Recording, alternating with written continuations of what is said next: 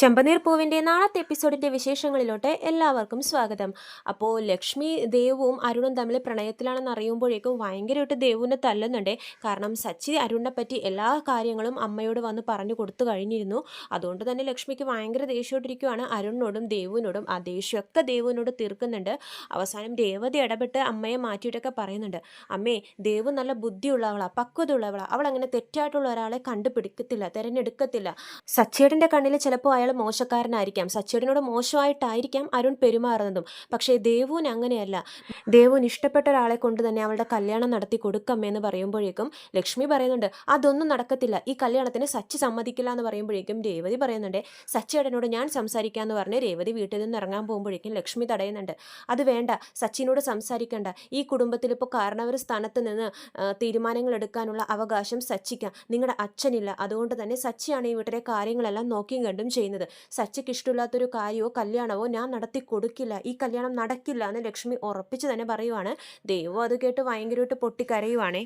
എന്നിട്ട് ദേവോട് അടുത്ത് പോയിട്ട് ലക്ഷ്മി വീണ്ടും ചീത്ത പറയുന്നുണ്ട്, മര്യാദക്ക് നീ ആ ചെക്കനെ മറന്നേക്ക്, ഈ കുടുംബത്തിൽ തീരുമാനം എടുക്കാനുള്ള അവകാശം സച്ചിക്ക് ഇഷ്ടമില്ലാത്ത ഒരാളെ കൊണ്ടും നിന്നെ ഞാൻ കെട്ടിക്കില്ല, സച്ചി നല്ലൊരു പയ്യൻ്റെ ആലോചനയും കൊണ്ട് വരാമെന്ന് പറഞ്ഞിട്ടാ ഇവിടെ നിന്നും പോയേക്കണത്, അത് മതി, നീ സച്ചി തിരഞ്ഞെടുക്കുന്ന ആളെ നീ കെട്ടിയാൽ മതി, അരുണിനെ മറന്നേക്ക്, ഇനി എൻ്റെ വാക്ക് ധിക്കരിച്ച് നീ വീണ്ടും അയാളെ കാണാനോ മിണ്ടാനോ ശ്രമിച്ചാലെന്ന് പറഞ്ഞിട്ട് ദേവുവിനെ അടിക്കാൻ പോവാണ് ലക്ഷ്മി.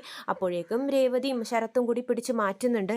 ശരത്തും ദേവുവിനെ ഉപദേശിക്കുന്നുണ്ട്, ഈ കുടുംബത്തിൽ എന്താവശ്യം വന്നാലും സച്ചിയേട്ടനാണ് ഓടി വരുന്നത്, ഈ കുടുംബത്തിലെ എല്ലാ കാര്യങ്ങളും നോക്കിയും കണ്ടും നടത്തുന്നത് സച്ചിയേട്ടനാണ്, അതുകൊണ്ട് ഈ കുടുംബത്തിന് ദോഷം വരുന്ന ഒരു കാര്യവും സച്ചിയേട്ടൻ ചെയ്യില്ല, സച്ചിയേട്ടൻ ഈ കല്യാണം വേണ്ടെന്ന് പറഞ്ഞാൽ വേണ്ട, നീ അയാളെ മറന്നേക്കെന്ന് ശരത്തും ഉപദേശിക്കുമ്പോഴേക്കും രേവതി ചീത്ത പറയുന്നുണ്ട്, നീ ഒന്ന് പോയിട ശരത്തെ, നീ പഠിക്കാൻ നോക്കുമെന്ന് പറഞ്ഞിട്ട് ദേവുവിനെ വിളിച്ച് മുറിയിലോട്ട് പോവാണ് രേവതി. അതിനുശേഷം ദേവുവിനെ സമാധാനിപ്പിക്കുന്നൊക്കെയുണ്ട്. നീ വിഷമിക്കണ്ട എന്നൊക്കെ പറയുമ്പോഴേക്കും ദേവു പറയുന്നുണ്ട്, ചേച്ചി എനിക്ക് വേറൊരു കല്യാണമൊന്നും ആലോചിക്കണ്ടെന്ന് സച്ചിയേട്ടനോട് പറ, എനിക്കിനി അരുണേട്ടനെ മറക്കാൻ പറ്റില്ല, അരുണേട്ടൻ എന്ന് പറഞ്ഞാൽ എനിക്ക് ജീവനാണ്, എനിക്ക് അരുണേട്ടനെ എന്നെയും ഭയങ്കര ഇഷ്ടമാണ്, ഒരാളെ മനസ്സിൽ വെച്ചുകൊണ്ട് വേറൊരാളെ വിവാഹം കഴിക്കാൻ എനിക്ക് സാധിക്കില്ല എന്നൊക്കെ രേവതിയോട് പറയുവാണ് ദേവു. എന്നിട്ട് കരയുമ്പോഴേക്കും രേവതി സമാധാനിപ്പിക്കുന്നുണ്ട്, നീ ഇങ്ങനെ വിഷമിക്കല്ലേ ദേവു, നിന്റെ മനസ്സിപ്പോൾ ആകെ കലങ്ങിയിരിക്കുക, ഈ സമയത്ത് നമുക്ക് പല തീരുമാനങ്ങളും എടുക്കാൻ തോന്നും, നീ അങ്ങനെയൊന്നും ചെയ്യരുത്, മനസ്സിനെ ശാന്തമാക്കുക, വിവാഹം എന്ന് പറയുന്നത് രണ്ട് കുടുംബങ്ങളെ തമ്മിൽ പിരിക്കുന്നതല്ല, സച്ചേട്ടനെ കാര്യങ്ങൾ പറഞ്ഞ് ഞാൻ മനസ്സിലാക്കാം, നീ എപ്പോഴത്തെയും പോലെ ഇന്നത്തെ നടന്ന സംഭവങ്ങളൊക്കെ മറന്ന് ഹാപ്പി ആയിട്ടിരിക്കണം, നീ വിഷമിക്കല്ലേ എന്ന് പറഞ്ഞ് രേവതി സമാധാനിപ്പിക്കുമ്പോഴേക്കും ദേവു കെട്ടിപ്പിടിച്ച് കരയുവാണ് രേവതിയെ. പിന്നെ കാണിക്കുന്നത് രേവതി ചന്ദ്രോദയത്തിലോട്ട് പോയിട്ട് സച്ചിനായിട്ട് കിടന്ന് ബഹളം വെക്കുവാണേ.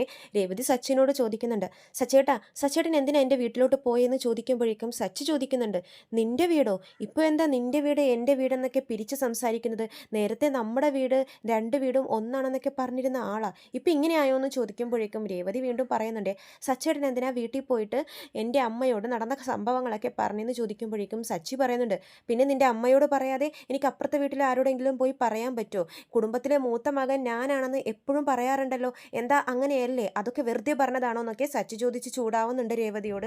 ഞാൻ വേണം അച്ഛൻ്റെ സ്ഥാനത്ത് നിന്ന് ആ കുടുംബത്തിലെ കാര്യങ്ങളൊക്കെ നോക്കാൻ, ആ കുടുംബം എന്ന് പറഞ്ഞത് സച്ചേട്ടൻ്റെയും കൂടി കുടുംബമാണെന്നൊക്കെ എല്ലാവരും പറഞ്ഞ് ഇപ്പോൾ അങ്ങനെ അല്ലാതാക്കി തീർക്കുകയാണ് രേവതി നീ എന്ന് പറയുമ്പോഴേക്കും രേവതി പറയുന്നുണ്ട്, അല്ല സച്ചേട്ടാ, അത് അങ്ങനെയൊക്കെ തന്നെയാണ്, സച്ചേട്ടൻ ഇങ്ങനെ ദേഷ്യപ്പെടല്ലേ എന്ന് പറഞ്ഞ് രേവതി സമാധാനിപ്പിക്കുന്നുണ്ട്.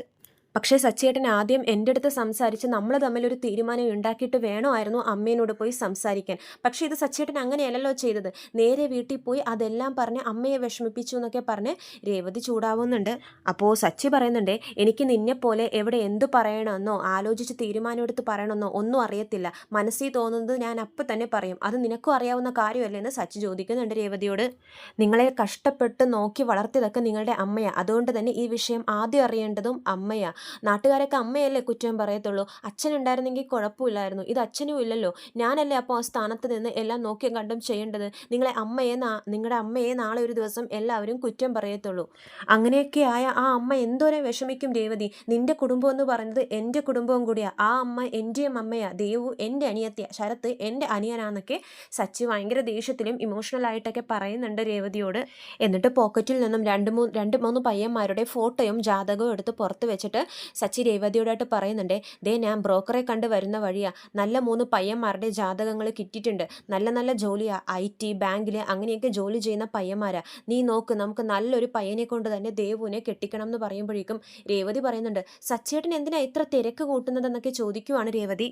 എന്നിട്ട് സച്ചിനെ രേവതി ഇങ്ങനെ നോക്കിക്കൊണ്ട് നിൽക്കുമ്പോഴേക്കും സച്ചി പറയുന്നുണ്ട്, എന്തിനാ എങ്ങനെയാ നോക്കുന്നത്? നീ എന്താ ഈ സച്ചി വിചാരിച്ച നല്ല പയ്യന്മാരുടെ ആലോചനയൊന്നും കിട്ടില്ലെന്നോർത്തോ? നീ ഇപ്പം തന്നെ ഈ ജാതകങ്ങൾ അമ്മയെ കൊണ്ടേ കാണിച്ചു കൊടുക്കണം. പയ്യന്മാരുടെ ഫോട്ടോ ദേവുവിനെയും കാണിക്കാൻ. ഇഷ്ടപ്പെട്ട ഒരു കല്യാണം നമുക്ക് എത്രയും വേഗം നടത്തണം.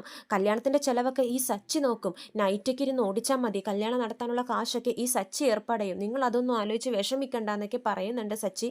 അപ്പോൾ രേവതി പറയുന്നുണ്ട്, സച്ചിയേട്ടാ, ദേവുവിന് ഇഷ്ടപ്പെട്ട പയ്യനെയല്ലേ നമ്മൾ കല്യാണം കഴിച്ചു കൊടുക്കേണ്ടത്. സച്ചിയേട്ടൻ ഈ ഫോട്ടോ കാണിച്ച അവളോട് ഏത് പയ്യനെയാണ് ഇഷ്ടമെന്ന് ചോദിച്ചാലും അവൾക്ക് ഇഷ്ടമുള്ള പയ്യൻ്റെ കാര്യം നേരത്തെ പറഞ്ഞു കഴിഞ്ഞു. അപ്പോൾ ആ വിവാഹമല്ലേ നമ്മൾ നടത്തി കൊടുക്കേണ്ടത്. അപ്പോഴല്ലേ അവൾ സന്തോഷത്തോടെ ജീവിക്കുള്ളൂ എന്ന് പറയുമ്പോഴേക്കും സച്ചി രേവതിയുടെ ദേഷ്യത്തിൽ തന്നെ ചോദിക്കുന്നുണ്ടേ, നീ എന്നെ ഇഷ്ടപ്പെട്ടിട്ടാണോ രേവതി കല്യാണം കഴിച്ചതെന്ന് ചോദിക്കുവാണ്.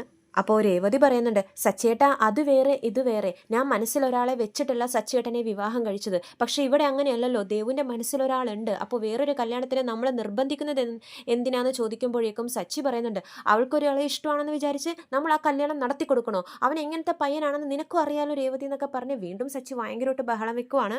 ഒട്ടും പരിചയമില്ലാത്ത എന്നോട് അവൻ എങ്ങനെയാ പെരുമാറിയതെന്ന് നിനക്കറിയാം. അപ്പോൾ പിന്നെ നാളെ അവൻ ദേവു അവൻ്റെ ഭാര്യയായി കഴിഞ്ഞു കഴിഞ്ഞാൽ ദേവുവിനോട് എങ്ങനെയായിരിക്കും അവൻ പെരുമാറുന്നത്?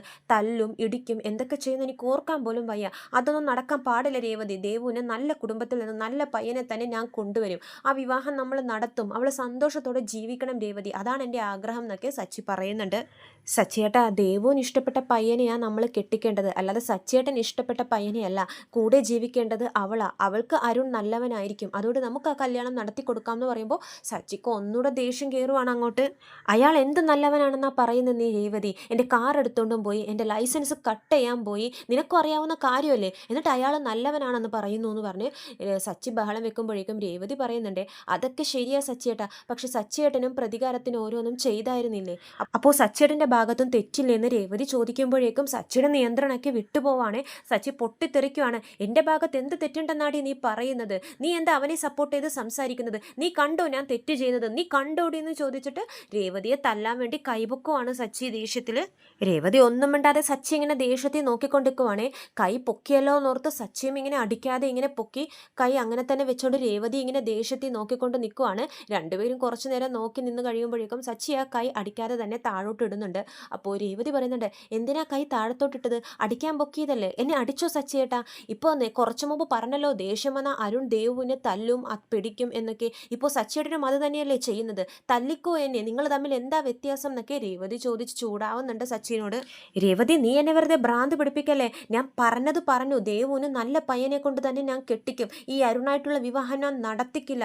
ഇനിയെങ്ങാനും നടത്താൻ തീരുമാനിച്ച ആ വിവാഹത്തിന് ഈ സച്ചി പങ്കെടുക്കില്ല. പിന്നെ ആ കുടുംബമായിട്ട് ഈ സച്ചിക്ക് യാതൊരു ബന്ധവും ഉണ്ടാവില്ല എന്ന് സച്ചി ഉറപ്പിച്ചു പറയുവാണ് രേവതിയോട്. എന്തിനാ സച്ചിയേട്ടാ ഇങ്ങനെ ദേഷ്യപ്പെടുന്നേ? നമുക്ക് സംസാരിച്ചൊരു തീരുമാനം ഉണ്ടാക്കാന്ന് രേവതി പറയുമ്പോഴേക്കും സച്ചി ആ ദേഷ്യം പോകുന്നില്ല. സച്ചി പറയുന്നുണ്ട്, എൻ്റെ തീരുമാനം ഞാൻ പറഞ്ഞു കഴിഞ്ഞു. നിങ്ങൾ എനിക്ക് എന്തെങ്കിലും ഒരു വില തരുന്നുണ്ടെങ്കിൽ, എനിക്ക് ആ കുടുംബത്തിലൊരു സ്ഥാനം തരുന്നുണ്ടെങ്കിൽ ഞാൻ പറയുന്നത് കേൾക്കണം. എൻ്റെ വാക്ക് ധിക്കരിച്ച് ആ കല്യാണം നടത്താനാണ് തീരുമാനമെങ്കിൽ ഞാൻ പറഞ്ഞില്ലേ, സച്ചിക്ക് പിന്നെ ഒരു ബന്ധം ഉണ്ടാവില്ല ആ കുടുംബമായിട്ട്. ആ കല്യാണത്തിന് നീയും പങ്കെടുക്കില്ല രേവതി എന്ന് പറഞ്ഞിട്ട് സച്ചി അവിടെ നിന്നും പോവാണ്. രേവതി എന്ത് ചെയ്യണം എന്നറിയാതെ ആകെ കുഴപ്പത്തിലായിരിക്കുവാണ്. പിന്നെ കാണിക്കുന്നത് രേവതിയുടെ വീടാണ്. അവിടെ ലക്ഷ്മി ഇങ്ങനെ പൂകെട്ടിക്കൊണ്ടിരിക്കുമ്പോഴേക്കും ദേവു ഇങ്ങനെ കരഞ്ഞുകൊണ്ടിരിക്കുവാണ്. അപ്പോൾ ദേവുവിൻ്റെ ഫോണിലോട്ട് അരുൺ വിളിക്കുവാണ്. അരുൺ വിളിക്കുമ്പോഴേക്കും ദേവു എടുക്കുന്നില്ല, ഫോൺ കട്ട് ചെയ്ത് കളയുന്നുണ്ട്. അരുൺ വീണ്ടും വീണ്ടും വിളിക്കുന്നുണ്ട്, ദേവു കട്ട് ചെയ്ത് കളയുവാണ്. ലക്ഷ്മി ഇതൊക്കെ ശ്രദ്ധിക്കുവാണ്. ദേവു ഫോൺ എടുത്ത് സംസാരിക്കുന്നുണ്ടോ എന്നൊക്കെ ലക്ഷ്മി ശ്രദ്ധിക്കുന്നുണ്ട്. പക്ഷേ ദേവു ഫോണൊന്നും എടുക്കുന്നില്ലേ. അരുൺ വിളിക്കുമ്പോഴൊക്കെ അതൊക്കെ ഇങ്ങനെ കട്ട് ചെയ്തുകൊണ്ട് കളയുവാണ്. അപ്പോൾ അരുൺ വിചാരിക്കുന്നുണ്ട്, ഈ ദേവു എന്താ ഫോൺ എടുക്കാത്തതെന്ന് വിചാരിച്ച് വീണ്ടും വീണ്ടും വിളിക്കുമ്പോൾ last Devu phone switch off ചെയ്തിട്ട് മുറി കിടന്ന് കരയുവാണ്. ഇതൊക്കെയാണ് ചെമ്പനീർ പൂവിൻ്റെ നാളത്തെ എപ്പിസോഡിൻ്റെ വിശേഷങ്ങൾ. എന്തായാലും സച്ചിയുടെ തീരുമാനത്തെ മാത്രമേ ലക്ഷ്മിയും ലക്ഷ്മിയുടെ വീട്ടിലുള്ളവരും അംഗീകരിക്കത്തുള്ളൂ. പക്ഷേ രേവതി അങ്ങനെയല്ല. രേവതി ദേവുവിൻ്റെ സങ്കടം കാണുന്നുണ്ട്. ദേവുവിൻ്റെ ആഗ്രഹം നടത്തി കൊടുക്കാനാണ് രേവതിയുടെ തീരുമാനം. പക്ഷേ സച്ചി ഇതിന് എന്ത് വന്നാലും സമ്മതിക്കും എന്ന് തോന്നുന്നില്ല. ഇനി ദേവു എന്ത് തീരുമാനിക്കും, രേവതി എന്ത് തീരുമാനിക്കും, സച്ചി എന്ത് തീരുമാനിക്കും എന്നൊക്കെ നമുക്ക് വരും എപ്പിസോഡുകളിൽ കണ്ടറിയാം. കൂടുതൽ വിശേഷങ്ങൾ ഞാൻ എൻ്റെ ചാനലിലൂടെ അപ്ലോഡ് ചെയ്യുന്നതാണ്. ചാനൽ സബ്സ്ക്രൈബ് ചെയ്യാത്തവർ സബ്സ്ക്രൈബ് ചെയ്യണം. വീഡിയോ ഇഷ്ടമെങ്കിൽ ലൈക്ക് ചെയ്യാനും മറക്കരുത്. എല്ലാവർക്കും നന്ദി.